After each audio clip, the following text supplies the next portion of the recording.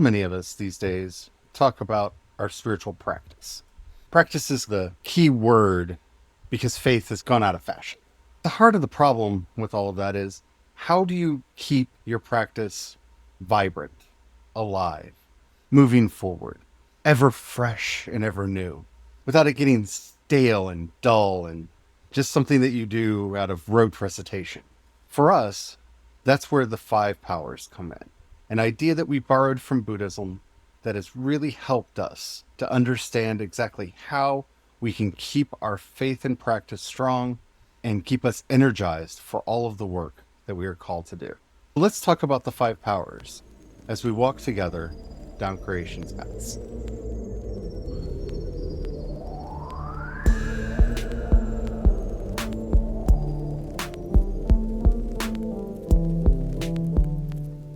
Hello, everyone. My name is Charlie. I am a non-binary Christopagan Druid, and I am joined today by...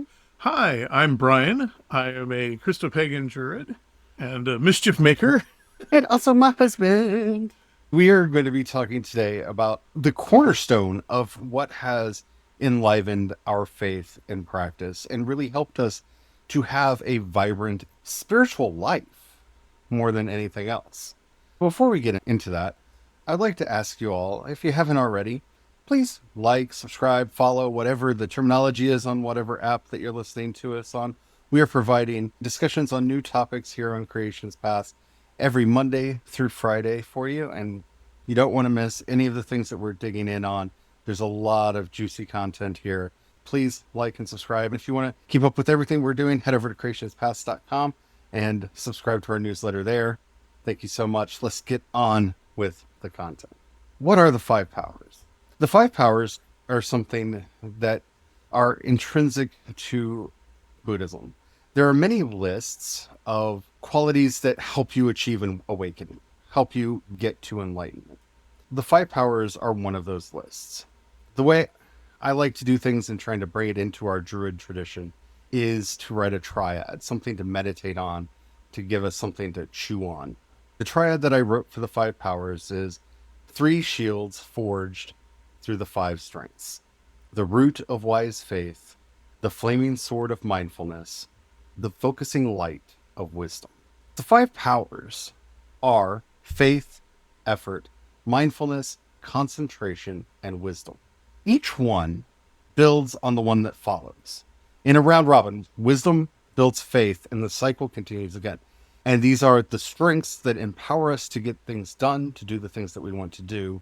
They are the means and methods of how we do things.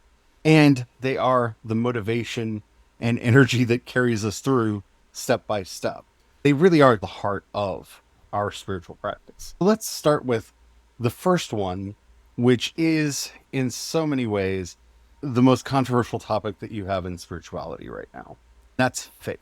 Faith has been abused by so many people to mean blind obedience. The faith that we're talking about here is anything but blind obedience. It is the trust that is earned through seeing the efficacy and ability for whatever we're testing to actually make our lives better. Faith, in this sense, isn't something that we feel. It's actually something that we do. You'll notice this is a big trend with all of the things that we do here in our spirituality and in the work that we're doing, is that it needs to be active. It needs to be something that's taking action. The thing that we're facing here when we're dealing with faith is that doubts creep in. This is where I think people get a very difficult to work through misunderstanding of faith. Faith is not, well, I believe this, so I just have to ignore my doubts. Faith actually helps us get through our doubts. When you know you can do a certain walk, when you know that you can do a certain exercise, when you know that you're capable of making a painting, a poem, cooking a meal, that faith deals with the doubt of, I don't know if I'm a good cook. I don't know if I'm a good painter or if I can do the walk that I need to do. The actual problem that faith is going after is not the doubt in that I don't know what to believe. It's the doubt that we can achieve and do or accomplish what we're wanting to accomplish. That's in every realm. Faith is born from learning to trust. It's learning to trust.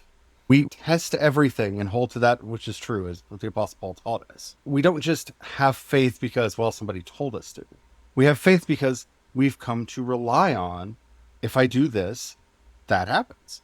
If I do this, I get that. There is a cause and effect. There is a relationship here that I can trust and rely on.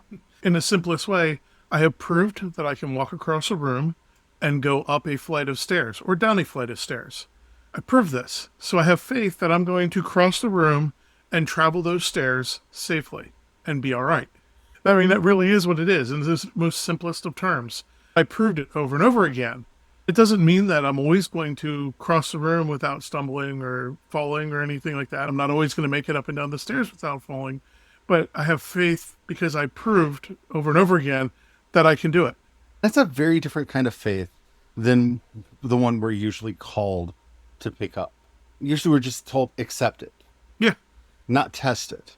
The actual way that we test any of the articles of faith is one, we learn from wise guides that we feel are trustworthy.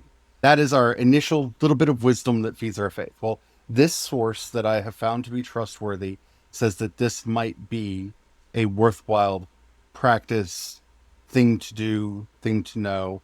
Okay, that's that little kernel of wisdom that initially kicks off our faith. Then we go through this cycle. We go through all of the other five. That gets us to the end where we have wisdom. That wisdom will either tell us this is not something we should have faith in or something we should build our faith in. Because sometimes the answer is no. I don't think people are used to that in a religious context. Because the next power is effort. Effort is what we put into what we have faith in, whether it's the practice, the idea, the notion, the activity, the community, the book that we want to study, whatever it is, effort is that energy that we put into it. And if we're not putting in energy, we're not going to get anything out. As we love to say, quoting James, the brother of Jesus, faith without works is dead. We have to put the energy in. We have to put the effort in, which is why we believe that everything has to be practical. The enemy of effort is twofold. It's impracticality. It's when we're told things that we could never possibly do, no test. We are told to strive over those things because it helps to distract us from anything that could tangibly actually make our lives better. It's like saying, you can walk up that flight of stairs, it's 5 steps, so therefore you can climb Mount Everest. Which is ridiculous. That's ridiculous. There's a lot of effort going through that cycle over and over again before you get to that point of climbing Mount Everest. What we're actually going after with effort here is fighting inertia. It's getting things into motion, not staying sedentary, not staying locked in to the unskillful means that we had employed before, remaining stuck in the habitual activities that have kept us in the cycle of suffering that we have been locked in. Big problem of effort is, say, a person has a fall, then they stop trying to walk or they stop going up flights of stairs out of fear and they stop that effort. And then, yes, it becomes really hard to go up a flight of stairs if you haven't done that in a long time. The way that we actually combat this is by testing, by trying it out. When I say that prayer and meditation can help you, is mindfulness meditation something that will actually help you? It's 5 to 10 minutes to get started. Your mindfulness meditation may grow from there. You sit, you take the effort. You sit, you meditate for 5 to 10 minutes. You follow the instructions. Ask yourself when you're done, do I feel more at peace, more at rest, more calm, more rooted in things?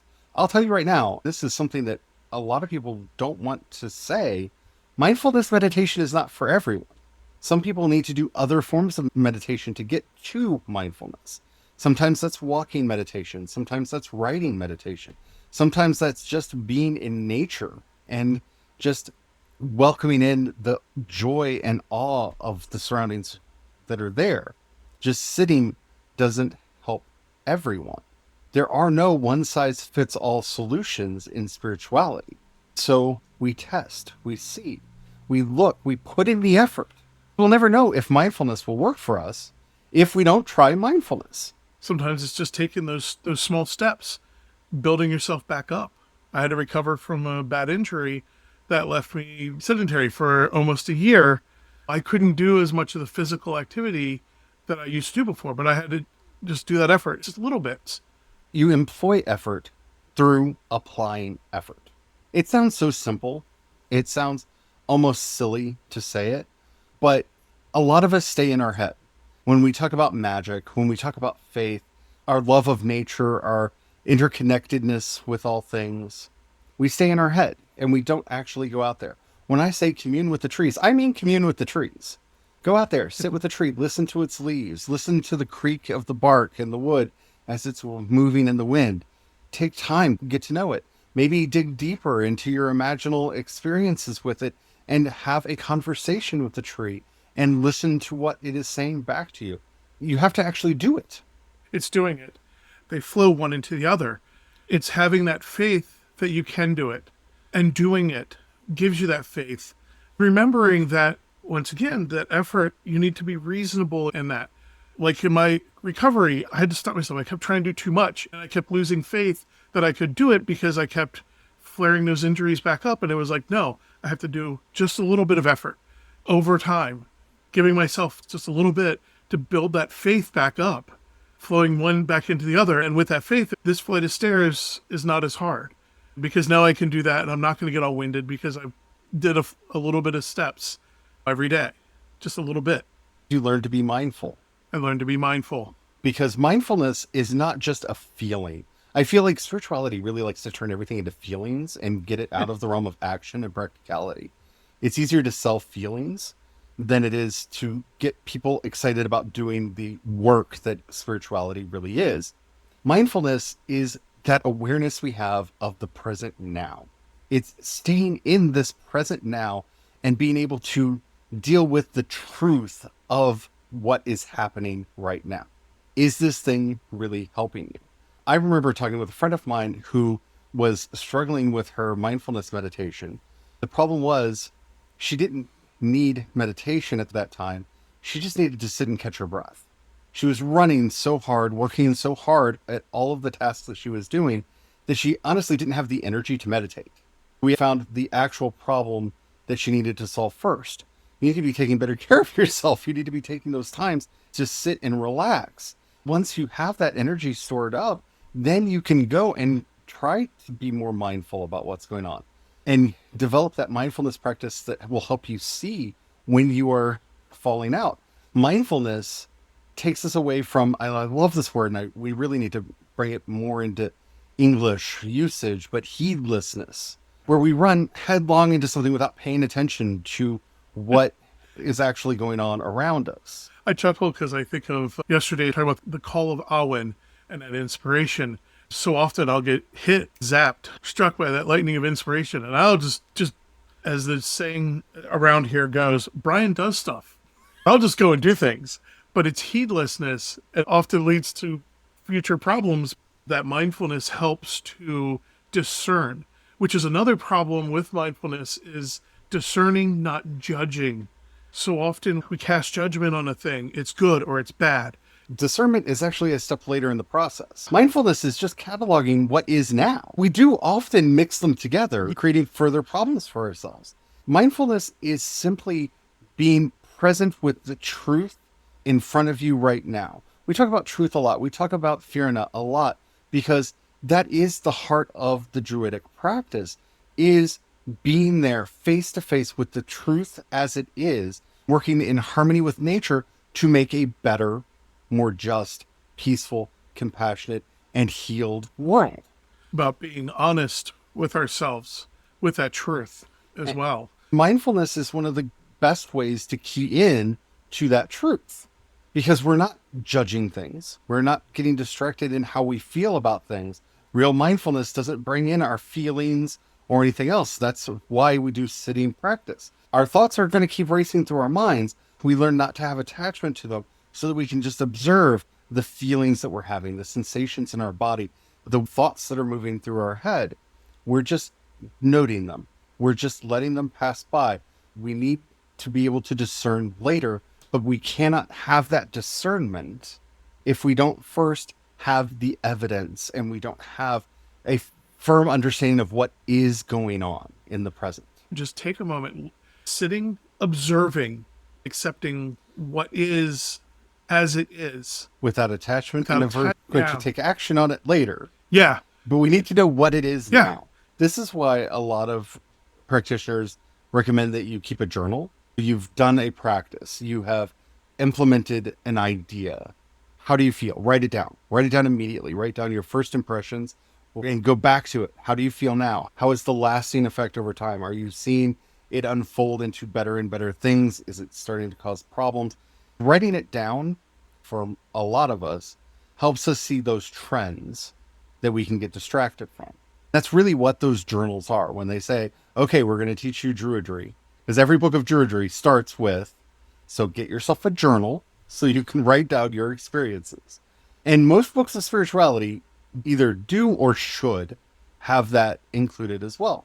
Because this is where you're having that mindfulness. No matter what you're actually doing, this is that moment of mindfulness. How do I feel right now? How did this make me feel? What happened when I tried this thing? And just cataloging it, writing it down, and then mindfully reviewing it over time so that you can see what effect these thoughts and practices are actually having on our lives.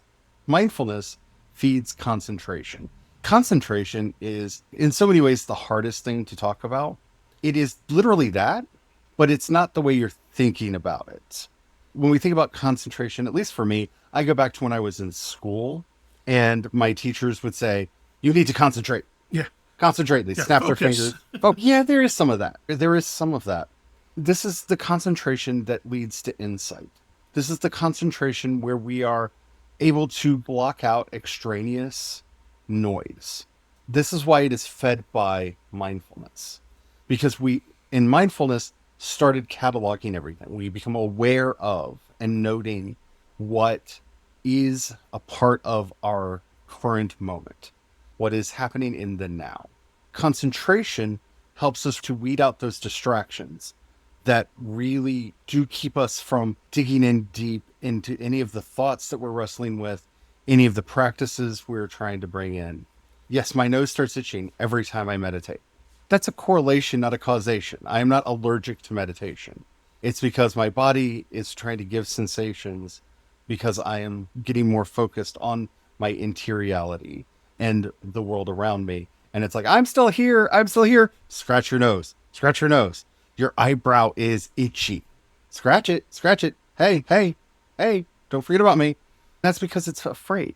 You're starting to care about things other than that its wants and needs and desires and starting to connect into this greater interbeing. It doesn't want to be lost in that. That's what concentration helps us to learn. It helps us to learn through mindfulness. Oh, wait, this is why my nose itches or my eyebrow itches every time I meditate, and helps us to deal with the distraction. That distraction we deal with not by ignoring it, but by realizing what the actual problem is. Oh, body, I'm not trying to leave you. I'm not trying to neglect you. I'm trying to show you how you are connected to this greater and grander cosmos around us. And I know for myself, when I take that moment of concentration born from mindfulness, the itch goes away. That antsiness goes away because my body is no longer having its own little anxiety of you're paying attention to something other than me. A lot of the doubts and fears often go away because you can recognize what they are. Going back to the example with the struggle with meditation for myself, oh, my mind's just weak and flabby. Well, with right concentration, I'm able to go, that's a judgment. It's not relevant. That doesn't matter. That's not the point of it. I was able to weed out the junk, the wheat from the chaff, is for the Christians out there. I was able to sort through that and pull out what actually is relevant. I needed to rest. I needed to just let myself sleep. In A Dream of the Oak Church, I make a connection here between this power of effort and the Taoist idea of acting without acting, doing without doing. I think that they are very connected because this is how things become second nature without becoming habitual. One of the things that we are going to be talking about a lot in the spiritual practice is, yes, it's good to have spiritual habits. It's good to, every Monday we do this thing, every new moon we do this thing. Building those habits up can be helpful. They can really assist us with our spirituality and the work that we're doing. The problem is when they become habitual. So it's just, oh, it's the full moon here, blah, blah, blah, blah, blah, blah, blah, blah, blah. I did it, move on. Concentration is that place where it has become innate in you. Oh, it's the full moon. And the distractions are just pushed away for a minute. And we are there fully present with the activities that we want to take there in the light of the full moon, where we are inseparable from the action that we are taking because it is natural to us rather than just a habitual thing that we do. This is how we find wisdom. I think wisdom is something that we're all looking for. And when I talk about this intangibility of wisdom, it's because wisdom is that the understanding. It is the deep knowing that you have in your bones that comes through experience and practice. And knowledge. It starts with knowledge. Knowledge at the beginning of the system. It's at the beginning, but it is not knowledge. It is not knowledge. It is not the end of the process. Wisdom is the end and the beginning of the process. The opposite of wisdom is folly. And folly is not really a word that we use much anymore. It's a good word, though. Folly is when you know that it isn't the right thing to do, but you do it anyway. Folly is ignoring the best advice that was given to you that could have actually helped you because, no, I'm going to do it my way, and experiencing the consequences of that. Folly is not heeding wisdom. That's either the wisdom of our elders, the wisdom of those who have been through the process before, or the wisdom that we have in ourselves. There are people that we know we really shouldn't be around, but we associate with them anyway, even though they bring out the worst in us. There are things that we do that bring out the worst in us that we know we shouldn't do, but we do them anyway, and we experience that folly. Wisdom is the buffer that helps us to break through and get to the other side of that. A funny story of folly from last fall cracks me up because it is definitely a moment of folly. I had a moment of inspiration. I was going to do a cartwheel. I have done cartwheels in my past. I knew how to do them. I have done them. I've demonstrated I could do them. I had faith I could do them. But I forgot that it had been decades since I had done, I weigh a lot more than I used to weigh when I did them. I had not been lifting as many heavy objects and carrying as many heavy objects around for the last 10 years that I used to do previously. So, of course, folly was just going, and just did it. And about halfway through that cartwheel, as I was going around and I got to the fully upright part of my arms, I realized I don't have the upper body strength to hold up the weight that I just put on it. And thankfully, I was able to turn it into a tumble instead of just collapsing in on myself and hurting myself. But still, that was folly, where I just charged headlong into it. Yeah, I was about to say, I feel like this is where we should say this is not where the injury came from. No, that injury was folly in a way because I had a lot of energy. I remembered how I used to be because I suddenly had all this energy that I used to have, and I pushed my body too far. And when I got the warning signs, I wasn't mindful. I didn't have the right concentration, and I just kept pushing and hurt myself, and then kept hurting myself more and more and more because I kept repeating all the bad parts of the cycle with folly. Wisdom is like a garden. It is something that we cultivate. It grows, starts as a little tiny sapling. It grows over time as we water it, care for it, tend to it. And that's what this practice is for. There are many seeds that we're going to encounter throughout our practice that many people, some who are wise, some who are grifters, are going to say, here, believe this and X, or do this and Y. This is the process that helps us figure out, oh, you just had me plant weeds in my garden. Nope, we're going to pull that out because this is that stage. We have tried. Okay, this is trustworthy enough to give it a test. We put in the effort to try it. We were mindful of the results of what was happening and honest about them. That's a big part of mindfulness. We went through and weeded out the distractions to make sure that we were giving it the best possible chance that we could. And now here we are in wisdom. We're realizing, oh, wait, is that a weed that's growing up, or is that actually something we want to have in the garden? If it's a weed, this is where you pluck it out. Yeah. Well, it's young and small and easy to uproot. Well, that didn't work. Let's try something else. But if it did work, if it did connect with you, if it did cause something good to happen in your life, this is where you take care and you water it and you continue to work with it. It now is in your faith, your garden of faith. The cycle continues. Your faith has grown just a little bit. So you put in the effort. You sit with it mindfully. You develop a better concentration where, again, it starts becoming second nature and you're able to start weeding out those distractions a lot easier. And you come to wisdom again. Because just because it was the right tree, the right plant to have in your garden, doesn't mean that it's not going to put out branches that need to be pruned. That is the five powers. That is how we develop wisdom. That's how we grow in faith. It's not blind. Faith should never be blind. If somebody ever says, believe it because I said so, or believe it because it was written in this book, or believe it because so and so said so, that might be enough for that seed to get tested. But it is never enough to hold on to it when you are not seeing any benefit, any goodness coming from it. Jesus said, you will know them by their fruits. Many false prophets are going out into the world, but you will know them by their fruits. They will bring peace, they will bring joy, they will bring justice, and they will bring harmony and union. If they are not bringing those things, then they are not of God. When you see those activities, those actions, those seeds that are trying to be planted into our garden that are bringing hatred, division, feeling senses of superiority, oh, big warning signs go up. We need to develop and have the wisdom to see that early so we can pull those weeds out so they don't choke the actual plants that are going to bring us life and the fruit of the Spirit. That is the five powers in a nutshell. We're probably going to revisit this on multiple occasions in various ways, going into each one deeper, because there's a lot that we could say about this. We technically already touched on it a little bit in our Lungta episode. And you can find a lot more about this over at wisdomscry.com, where I already have up essays about the five powers, not just in the Dream of an Oak Church, but essays on each of them. That everything over there is in a constant state of flux. It's constantly growing and developing because that is my garden of wisdom. That's my personal garden of wisdom where my thought I am constantly going through and re-editing and adding to and rewording and making it better.